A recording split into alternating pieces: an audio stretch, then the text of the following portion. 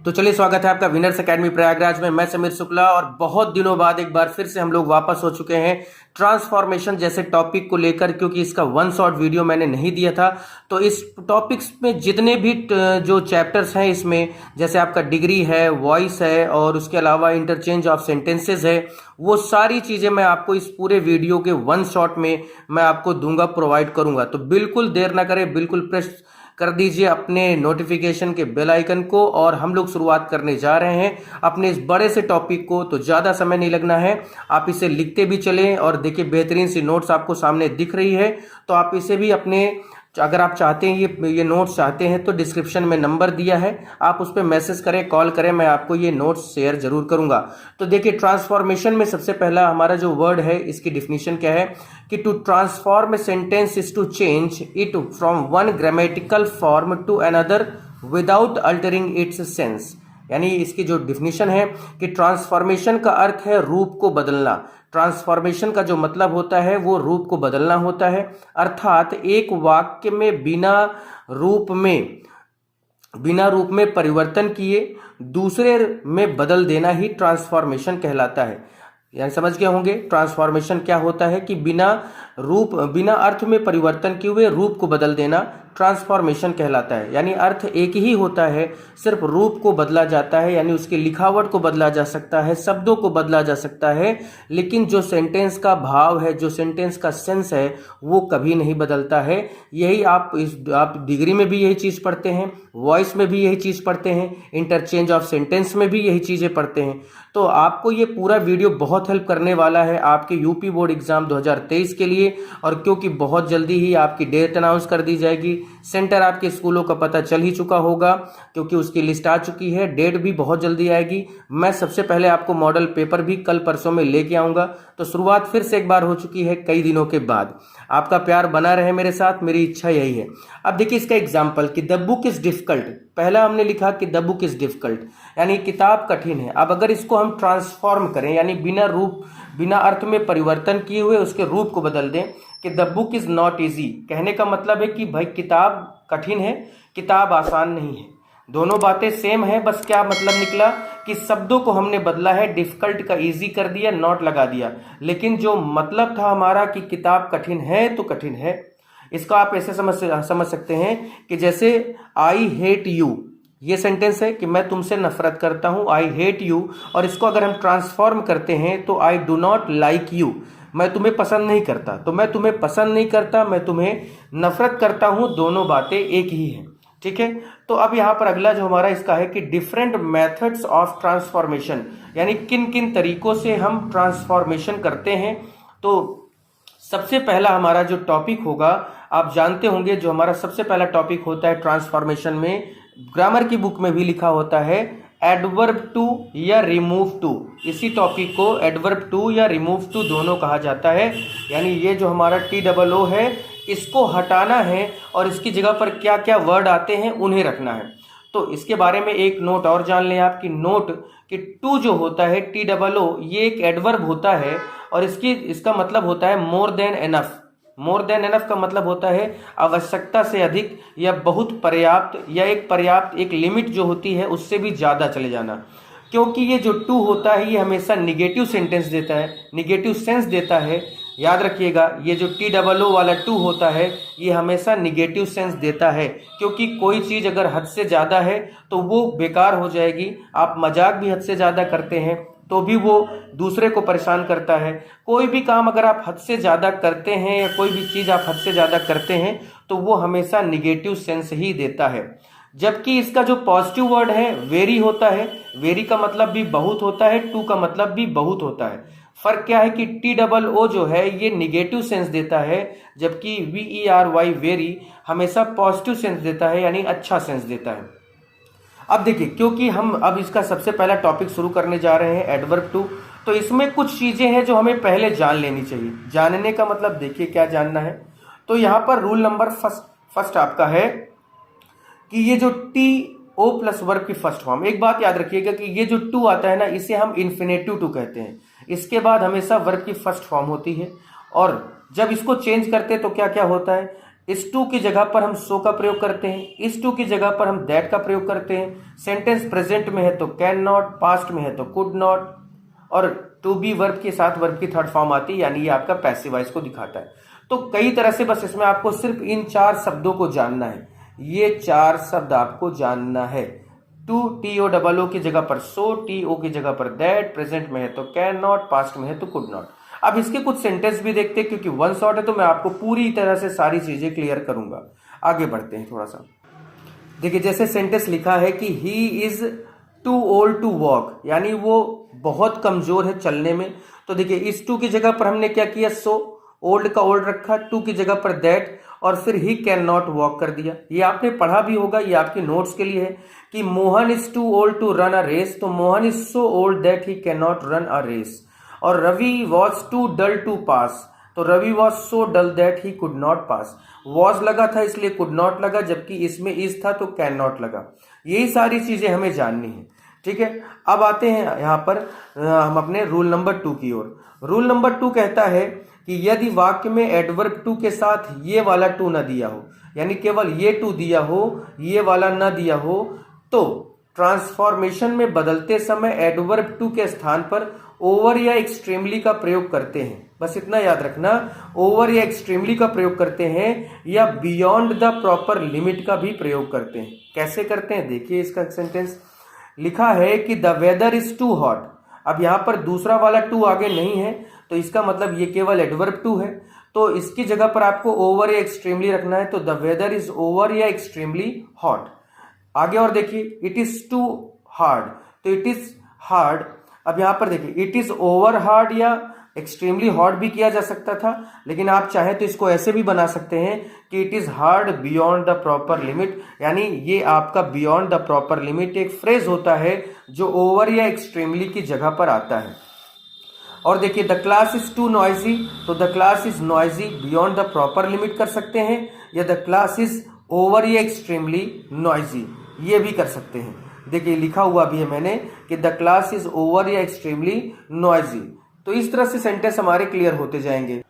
उसके बाद ये रूल नंबर 3 आता है, किसी वाक्य में अगर कुछ शब्द जैसे फॉर मी है तो उसको आई बनाते हैं, फॉर हर है तो सी बनाते हैं, फॉर हिम है तो ही बनाते हैं, फॉर यू है तो यू रखते हैं, फॉर अस है तो वी रखते हैं, फॉर देम है तो दे करते हैं, ठीक है। बाकी सारी कंडीशन वही है कि टू की जगह पर सो, इस टू की जगह पर दैट, सेंटेंस प्रेजेंट में है तो कैन नॉट, पास्ट में है तो कुड नॉट, ये करते हैं, ठीक है। तो अब से इस तरह के सेंटेंस का एग्जांपल देखिए, जैसे कि the tree is too high for me to climb. देखिए, फॉर मी आया है तो यहां पर द ट्री इज टू की जगह पर सो हाई। अब देखिए, यहां पर दैट लगाने के बाद अभी हमने जब रूल नंबर 1 देखा था तो उसमें इसी सब्जेक्ट को उठाकर रखते थे। अगर मैं द ट्री को यहां रख दूंगा तो फिर सेंटेंस बनेगा क्या हमारा कि पेड़ इतना ऊंचा है कि वो खुद पर नहीं चढ़ सकता। यहां पर बताना है कि मैं नहीं चढ़ सकता, तो the tree is so high that I can not climb, ये बनना चाहिए। उसके बाद the question is too difficult for her to solve, तो the question is so difficult that she can not solve. ये होता है चीजें इसमें बनाने के लिए, ठीक है। तो यहां पर आपकी ये सबसे इंपॉर्टेंट जो 3 रूल है, ठीक है, सबसे इंपॉर्टेंट 3 रूल है वो मैंने बताया। सबसे पहला था हमारा कि जो ये टू होता है इसकी जगह पर सो और इस टू की जगह पर दैट। उसके बाद हम लोगों ने केवल इस टू वाले का देखा सेंटेंस, तो ओवर एक्सट्रीमली, और उसके बाद फॉर मी फॉर हर वाला भी देखा, तो ये। अब देखिए, इसमें मैंने कुछ सेंटेंस भी अपने इस नोट्स में कराए हुए हैं, तो अगर आपको नोट्स चाहिए तो बिल्कुल आप मैसेज करें, कॉल करें, मैं आपको ये नोट्स पूरी शेयर करूंगा। आगे बढ़ते हैं थोड़ा सा, और हमारा रिमूव टू हो चुका है, अब डिग्री की ओर बढ़ेंगे। देखिए, अब हमारा दूसरा इसी ट्रांसफॉर्मेशन का दूसरा टॉपिक है डिग्री। आज तक कभी किसी ने डिग्री की एग्जैक्ट डिफिनीशन नहीं बताई होगी, लेकिन मैं आज आपको बता देता हूं कि एडजेक्टिव की फॉर्म को डिग्री कहते हैं। जैसे वर्ब की 3 फॉर्म होती है ना, उसी तरह एडजेक्टिव की भी फॉर्म होती है, और एडजेक्टिव की उन्हीं फॉर्म्स को क्या कहा जाता है, डिग्री कहा जाता है। जैसे स्ट्रॉन्ग फर्स्ट फॉर्म है, स्ट्रॉन्गर सेकेंड फॉर्म है, स्ट्रॉन्गेस्ट थर्ड फॉर्म है। तो ये एडजेक्टिव स्ट्रॉन्ग वर्ड है और उसकी तीनों फॉर्म लिखी हुई है। तो एडजेक्टिव की फॉर्म को ही क्या कहा जाता है, एडजेक्टिव के रूपों को ही डिग्री कहा जाता है। ये 3 प्रकार की होती हैं। कौन कौन सी होती है, तो positive degree, comparative degree, superlative degree, ये 3 होती हैं। पॉजिटिव डिग्री क्या होता है इसके बारे में थोड़ा समझते हैं हम लोग। देखिए पॉजिटिव डिग्री यानी जब किसी एडजेक्टिव का प्रयोग सामान्य, ठीक है, सामान्य यहां समान होना चाहिए था कि जब किसी एडजेक्टिव का प्रयोग समान से करना हो। समान से मतलब क्या है कि जब हम किसी की क्वालिटी की बात करते हैं, किसी के गुण या दोषों की बात करते हैं, तो वहां पर कंपैरिजन न करके जब हम एक दूसरे के समान रूप में दिखाते हैं, इक्वल दिखाते हैं, तो वो पॉजिटिव डिग्री कहलाती है। इसकी जो पहचान होती है वो सो या एज होती है। जैसे लिखा है she is as small as I. She is as small as I का मतलब है कि वह उतना ही छोटा है जितना मैं हूं। इसका मतलब दोनों के बीच में कंपैरिजन तो नहीं है कि वो मुझसे ज्यादा छोटा है या मैं उससे बड़ी हूं, ये दोनों बातें नहीं है। तो यहां पर कहा जा रहा है कि जो पॉजिटिव डिग्री होती है वो कैसी होती है, वो हमेशा एक इक्वालिटी दिखाती है, समानता दिखाती है, समानता प्रकट करती है कि कोई उसमें ना छोटा ना कोई बड़ा, ना अमीर ना गरीब, कोई ऐसा नहीं है। जो जैसा है, जैसे उसमें इसमें लिखा है कि she is as small as I, यानी वह उतना ही छोटी है जितना मैं हूं। तो इसमें ना वो बड़ी है ना मैं बड़ा हूं। तो इस कंडीशन को हम क्या कहते हैं, इस कंडीशन को हम कहते हैं पॉजिटिव डिग्री। ठीक है, इस कंडीशन को हम क्या कहते हैं, पॉजिटिव डिग्री कहते हैं। उसके बाद हमारा दूसरा है इसमें कंपैरेटिव डिग्री। ठीक है, इसमें कंपैरेटिव डिग्री की बात करते हैं कि कंपैरेटिव डिग्री क्या होता है कि जब किसी व्यक्ति वस्तु की तुलना किसी दूसरे व्यक्ति वस्तु से करते हैं तो वहां पर कंपैरेटिव डिग्री का प्रयोग करते हैं। इसकी जो पहचान होती है, ये हमेशा इनके साथ देन प्लस एडजेक्टिव में ER लगाते हैं। जैसे she is smaller than I. देखिए इस सेंटेंस में she is as small as I लिखा था क्योंकि यहां पर हम समानता प्रकट कर रहे थे, इक्वल बता रहे थे सी को ही से, सी को आई से। लेकिन यहां पर सी को हम आई से इक्वल नहीं बता रहे हैं, कंपैरिजन कर रहे हैं कि सी इज स्मॉलर देन, यानी वो मुझसे छोटी है। किससे, यानी वो छोटी है तो किससे छोटी, मुझसे। इसका मतलब मैं बड़ा हूं, वो छोटी। तो यहां पर दोनों की जो क्वालिटीज है, स्मॉल की बात हो रही है, इन दोनों में आपस में कंपैरिजन किया जा रहा है, जबकि इस सेंटेंस में कंपैरिजन नहीं किया जा रहा था। आगे बढ़ते हैं थोड़ा सा और इसमें देखिए सुपरलेटिव डिग्री क्या है भाई, कि सुपरलेटिव डिग्री में एक की तुलना सबसे करते हैं, यानी किसी एक को, चाहे वो इंसान हो, जानवर हो, कोई भी कॉमन नाउन हो सकता है, कोई भी प्रॉपर नाउन हो सकता है, अगर उसका कंपैरिजन हम उसकी कैटेगरी, उसके ग्रुप, उसकी क्लास से करते हैं तो वो सुपरलेटिव डिग्री कहलाती है। और इसकी पहचान होती है द पहले लगाते हैं, उसके बाद एडजेक्टिव में EST का प्रयोग करते हैं। जैसे she is the smallest girl in my class, तो वो सबसे छोटी लड़की है मेरी क्लास में। इसका मतलब है कि और सब बड़े हैं लेकिन वो सबसे छोटी है। तो यहाँ पर और पूरी क्लास जो है, मेरी क्लास है, उसमें यहाँ पर जो लड़की है जिसको छोटा बताया जा रहा है उससे कंपैरिजन तो नहीं हो रहा है। इसमें सीधा सीधा क्या हो रहा है, एक लड़की जो सी है उसको, उसका जो उसके छोटे होने का जो उसकी क्वालिटी है, छोटा होना स्मॉलेस्ट वर्ड है, एडजेक्टिव है, उसकी जो कंपैरिजन की जा रही पूरी क्लास से की जा रही है। तो एक की तुलना सबसे करते हैं तो वो हमारा होता है सुपरलेटिव डिग्री। ठीक है, अब देखिए इसमें कुछ रूल होते हैं इनको बदलने के रूल क्या है कि पॉजिटिव डिग्री का वाक्य अफर्मेटिव में है। सबसे पहला वर्ड हमारा होगा interchange positive to comparative degree. सबसे पहला क्या है, इंटरचेंज पॉजिटिव, यानी पॉजिटिव को कंपैरेटिव से बदलने का क्या नियम होता है। तो पॉजिटिव डिग्री का वाक्य अफर्मेटिव है तो कंपैरेटिव डिग्री में बदलते समय वाक्य निगेटिव में बनता है, और निगेटिव में है तो अफर्मेटिव में बनता है। अब यहां पर कहने का मतलब है कि अगर पॉजिटिव डिग्री अफर्मेटिव, बहुत ध्यान से सुनिए इस शब्द को, कि पॉजिटिव डिग्री अगर अफर्मेटिव में है और उसे कंपैरेटिव में बदलने के लिए कहा जाए तो कंपैरेटिव निगेटिव होगी, और लेकिन पॉजिटिव डिग्री ही निगेटिव में है और उसे कंपैरेटिव में बदलने के लिए कहा जाए तो कंपैरेटिव अफर्मेटिव होता है। ये याद रखना है। बाकी निगेटिव में तो अफर्मेटिव में वाक्य में लिखते हैं, निगेटिव में एस, सो या एस का प्रयोग करते हैं, वो सारी चीजें आप जानते हैं। अब देखिए जैसे लिखा है कि Ram as well as he, Ram is as small as he, positive degree affirmative में है हमारा पॉजिटिव, तो कंपैरेटिव निगेटिव बनेगा। तो he is not smaller than Ram, या Ram is as rich as you, तो you are not richer than Ram. बातें वही है। अब निगेटिव टू अफर्मेटिव की बात उसी तरह से कर दें कि अगर पॉजिटिव डिग्री निगेटिव है तो कंपैरेटिव हमारा अफर्मेटिव बनता है, कि Ram is not so wise as Mohan, तो Mohan is wiser than Ram. ये सारी चीजें आप जानते होंगे, आपने पढ़ा होगा, लिखा होगा। मैं यहाँ पर सिर्फ आपको एक रिवीजन करवा रहा हूँ, एक क्विक रिवीजन करवाने की कोशिश कर रहा हूँ। उसके बाद interchange of comparative to positive है कि कंपैरेटिव डिग्री का वाक्य अफर्मेटिव है तो पॉजिटिव डिग्री में बदलते समय वाक्य निगेटिव में लिखते हैं, और निगेटिव है तो अफर्मेटिव में लिखते हैं। जस्ट उल्टा यहां पर भी करना है, जैसे कि Salu is taller than Savita, comparative है। अब यहां पर ये जो हमारा वर्ड है कंपैरेटिव डिग्री का है, जो अफर्मेटिव में है, तो पॉजिटिव में कैसे बनेगा? निगेटिव में। तो Savita is not so tall as Salu, या he is smaller than me, तो मी यहां होता ही नहीं है, खैर आई लिखना चाहिए, तो देखिए लिखा है I am not so small as he, ये पॉजिटिव बना इसका।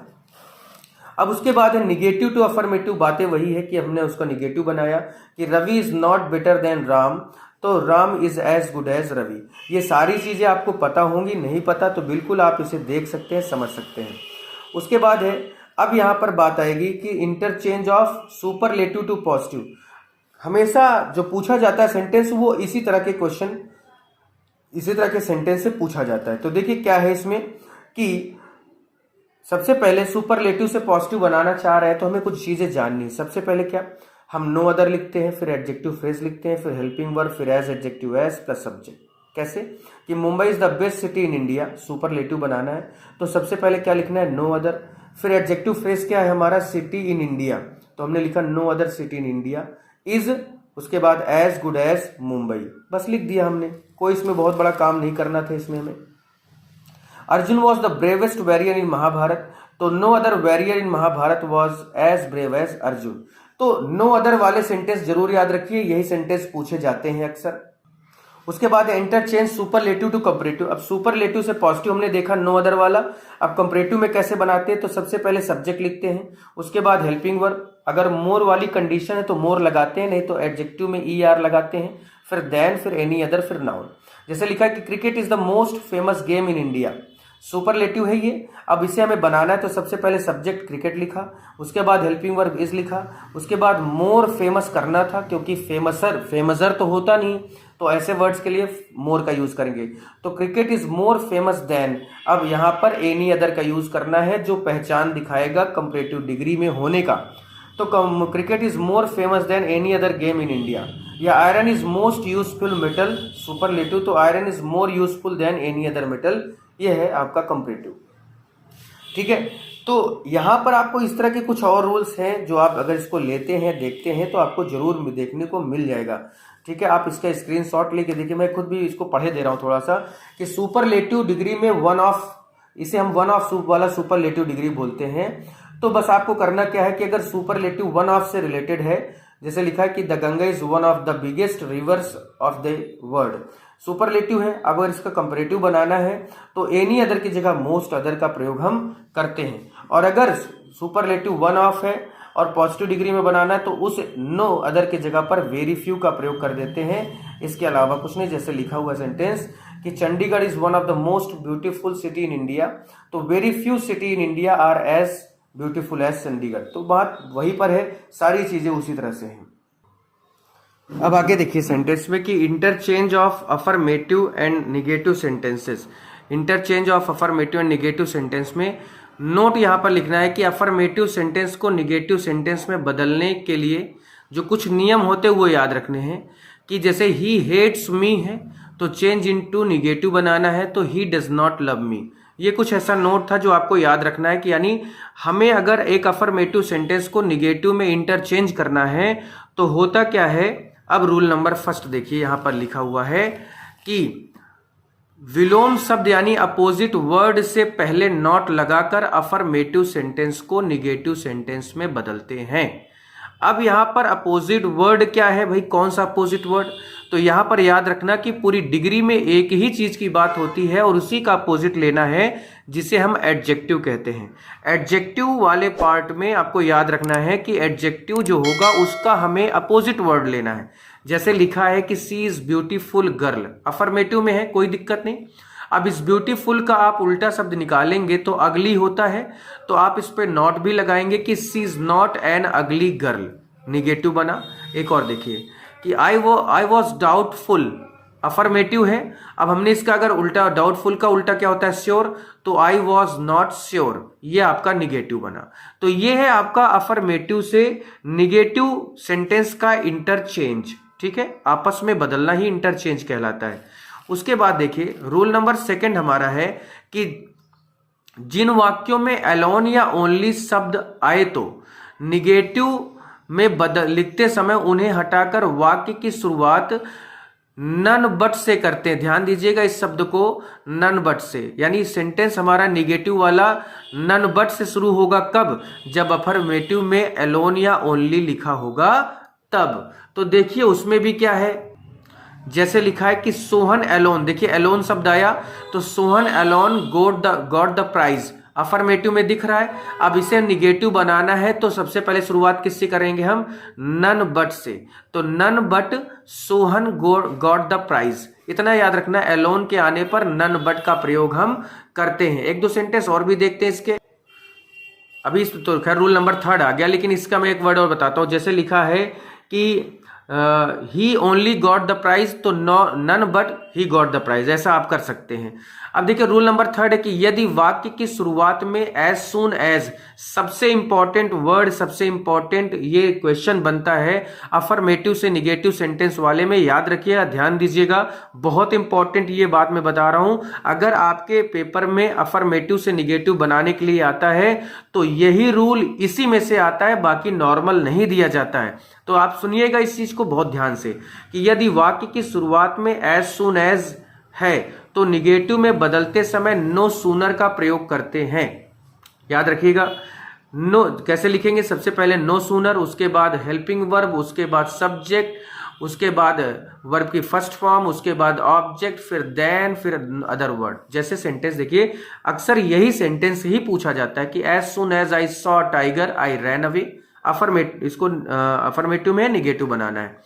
तो नो सूनर सबसे पहले लिखना है, लिख दिया हमने। फिर उसके बाद हेल्पिंग वर्ब डिड है हमारी, क्योंकि सॉ वर्ब की सेकंड फॉर्म है तो डिड रखना पड़ेगा। Did I see a tiger, और कॉमा की जगह पर देन आई रैन अवे। बस इतना याद रखना है। और इस रूल को आप इसका स्क्रीनशॉट लेके भी याद रख सकते हैं। इस रूल को जरूर इसका स्क्रीनशॉट लेकर याद रखिएगा। और यहाँ पर मैंने कुछ एक्सरसाइज भी कराई है, तो आप उसको भी, इसका भी स्क्रीनशॉट लेके अपनी किताब से, ये आपकी किताब के ही एक्सीलेंट बुक के ही क्वेश्चन आंसर हैं, इन्हें भी आप चाहें तो आप अपने से इसका स्क्रीनशॉट लीजिए और अपनी नोट्स बनाइए। नहीं बना सकते हैं तो मुझे मैसेज करिए, कॉल करिए, मैं आपको ये पूरी नोट्स प्रोवाइड करूंगा। ठीक है, चलिए आगे बढ़ते हैं थोड़ा सा और। चलिए अगला हमारा जो टॉपिक होगा वो होगा वॉइस का। किसका है देख रहे हैं आप, देख सकते हैं, वॉइस का ये टॉपिक होगा हमारा।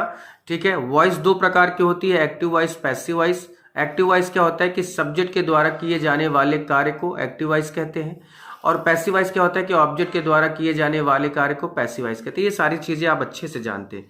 अब मैं आपको बताने जा रहा हूं इसका सबसे इंपॉर्टेंट रूल ये है आपके सामने, आप इसे स्क्रीनशॉट लेकर इसे रख लें।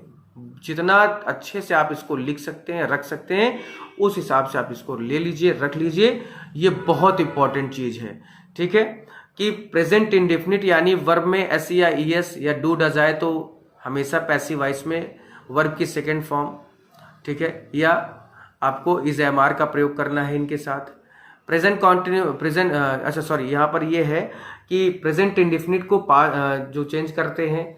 अब यहाँ पर प्रेजेंट परफेक्ट हैज हैव है तो हैज बीन हैव बीन करेंगे। प्रेजेंट कॉन्टिन्यूअस है इज एम आर तो is am are plus being करेंगे।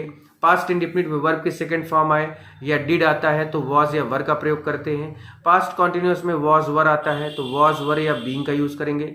हैड बीन, विल शैल आए तो will be shall be, will have shall have आए तो will have been shall have been.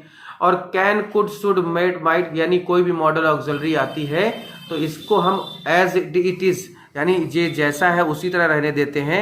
इसके साथ केवल क्या यूज करते हैं, बी, याद रखेंगे, बी का प्रयोग करते हैं। और ये 4 ऐसे टेंस होते हैं जिनको चेंज नहीं करते पैसिव वॉइस में, 3 परफेक्ट कॉन्टिन्यूअस और 1 फ्यूचर कॉन्टिन्यूअस। इन 4 को हम पैसिव वॉइस में बदलते नहीं।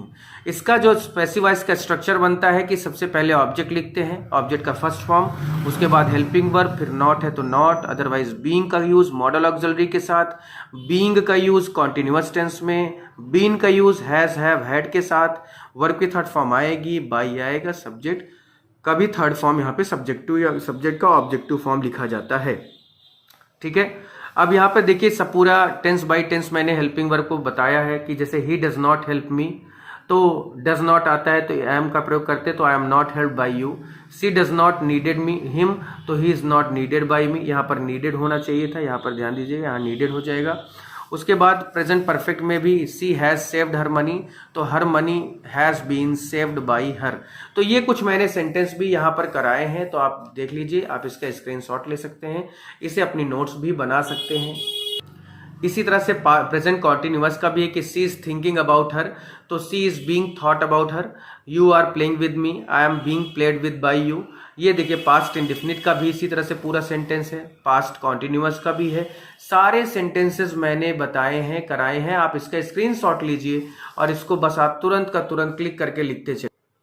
उसके बाद पास्ट परफेक्ट है कि I had stolen her book, तो her book had been stolen by me हो गया। I had completed my homework had been completed by me. ये सारी चीज़ें देखिए फ्यूचर इंडेफिनिट है, फ्यूचर परफेक्ट है, सारी चीज़ें मैंने यहाँ पर की हैं, तो आप इसका स्क्रीनशॉट लीजिए और इसे अपने से बनाने की भी कोशिश करिए। अब देखिए ये थोड़ा सा इंपॉर्टेंट कि इंट्रोगेटिव का कैसे बनता है, तो इंट्रोगेटिव में सबसे पहले हम हेल्पिंग वर्ब लगाते हैं, उसके बाद ऑब्जेक्ट का फर्स्ट फॉर्म, फिर नॉट, फिर बी, बीन, बीइंग में से एक, फिर वर्ब की थर्ड फॉर्म, फिर बाई, फिर सब्जेक्ट। जैसे लिखा है कि डू यू बिलीव मी, तो जब डू आया हमारी हेल्पिंग वर्ब शुरुआत हुई, तो हमारा पैसिव वॉइस भी हेल्पिंग वर्ब से ही शुरू होगा, तो डू डज आता है तो इज एम आर का प्रयोग करते हैं। Am I believed by you, बस इतना करना है। Are you earning some money, तो is some money being earned by you. Have you called him, तो has he been called by you. Did you cheat her, तो was she cheated by you. Will you copy him, तो will he be copied by you. ठीक है, may I know your name, तो may your name be known, और फिर no के जगह पर बाई नहीं रखते, कभी भी हमेशा इसके साथ टू रखते हैं, टू मी। तो ये इंट्रोगेटिव का भी एक स्ट्रक्चर आपके सामने है। उसके बाद देखिए इम्परेटिव सेंटेंस में लेट जो हमारा ऐसा सेंटेंस होता है जिसमें वर्ब की फर्स्ट फॉर्म से शुरुआत होती है, तो जैसे कॉल मी लिखा है, तो हमेशा पहले let plus object plus be plus verb की third form plus other word का यूज करते हैं। ठीक है, इसको दो एक तरीके से और बनाया जा सकता है कि object plus should be plus verb की third form plus other word. जैसे लिखा है कॉल मी है, तो let plus object plus be plus verb की थर्ड फॉर्म यानी let me be called. Save the water, तो let the water be saved. Do this, तो let this work be done. Open the door, तो let the door should be opened. Help the poor, तो the poor should be helped. यानी इसे कई तरीके से आप बना सकते हैं, जिस तरह से आपकी मर्जी हो। उसके बाद देखिए हमारा यही पे आता है एक और जो इम्परेटिव में रूल होता है, डू नॉट वाले वाक्य जिसको कहते हैं। तो इसको बनाने का तरीका है कि let plus object plus not plus be plus verb की थर्ड फॉर्म। अब जैसे लिखा है do not insult the poor, तो let the poor not be insulted. Let हमारा ऑब्जेक्ट, लेट हमारा वर्ड है, उसके बाद ऑब्जेक्ट हमारा द पुअर है, फिर उसके बाद नॉट लगाया, फिर बी, फिर वर्ब की थर्ड फॉर्म। तो let the poor not be insulted. Do not please her, ठीक है, तो let her not be pleased. उसके बाद do not waste your time, तो let your time not be wasted. और अब सबसे बड़ी बात, जो हु वाले सेंटेंस आते हैं इनका जो क्या होता है वो देखते हैं कि जब भी हु वाले सेंटेंस आते हैं तो इनकी शुरुआत बाई होम से करते हैं, उसके बाद हेल्पिंग वर्ब लगाते हैं क्योंकि यही हमारा सब्जेक्ट बन के आता है, उसके बाद ऑब्जेक्ट करते हैं, फिर वर्ब की third form plus be, been, being में से एक आएगा तो फिर लगाना है, नहीं आएगा तो कोई बात नहीं, और वर्ब की थर्ड फॉर्म का प्रयोग करते हैं। जैसे लिखा है हु टोल्ड हर, तो बाई हुम हमने सबसे पहले लिखा क्योंकि सब्जेक्ट है। टोल्ड वर्ब की सेकंड फॉर्म है, तो जब एक्टिव वॉइस में वर्ब की सेकंड फॉर्म होती है तो पैसिव वॉइस में वॉज या वर का प्रयोग करते हैं। दोनों का में से एक का प्रयोग हम अपने ऑब्जेक्ट के हिसाब से करते हैं, तो बाई हुम वॉज इसलिए लगाया क्योंकि हर यहाँ पर सी बनने जा रहा है, अगर यहाँ यू होता तो वर कर देते, तो by whom was she told. Who has solve this question, तो by whom has this question been solve. ठीक है, एक और देख लीजिए, इसमें और आता है रूल नंबर 5 है कि यदि एक्टिव वॉइस वाले वाक्य की शुरुआत इट इज टाइम टू से हो तो पैसिव वॉइस में बदलते समय वाक्य की शुरुआत it is time for plus object plus to be plus verb की थर्ड फॉर्म का करते हैं। तो जैसे लिखा है it is time to close the door, तो it is time plus it is time for लिखा हमने सबसे पहले, ऑब्जेक्ट हमारा द डोर है वो लिखा कि it is time for the door, उसके बाद टू बी क्लोज्ड। या it is time to learn your lesson, तो it is time for your lesson to be learned. तो ये था हमारा पूरा एक ट्रांसफॉर्मेशन का, हमारा ये पूरा वन शॉट वीडियो है। इसमें एक दो चीज़ें छूटी जरूर हैं, उसे भी मैं पूरा जरूर कराऊंगा। और आपको बहुत जल्दी मैं आपको नोट्स कैसे ले सकते हैं, किस तरह से आप पा सकते हैं, वो सारी डिटेल मैं लाइव आकर बताऊंगा। और मैंने आपसे वादा किया था कि 1 जनवरी से क्लासेस शुरू होंगी, तो बिल्कुल 1 जनवरी नहीं, मैंने आज 1 हफ्ते पहले ही शुरू कर दिया है। अब क्लासेस पर डे आपके सामने आएंगी, डेली आएंगी, और आपकी इम्पॉर्टेंट जो भी टॉपिक्स हैं उन्हीं की बातें करेंगे जब तक आपका एग्जाम नहीं हो जाता। आपको सबसे अच्छा नंबर दिलाने की गारंटी मैं लेता हूं कि आप इंग्लिश में कभी भी परेशान नहीं हो सकते। आपकी हिंदी की भी क्लासेस चलेंगी, बायो की भी क्लासेस चलेंगी, और बहुत प्रोबेबिलिटी है कि आपकी पॉसिबिलिटी है कि मैथ की भी क्लासेस चलेंगी। तो please do share, do subscribe if you are new to my channel. Please keep supporting me. Thank you.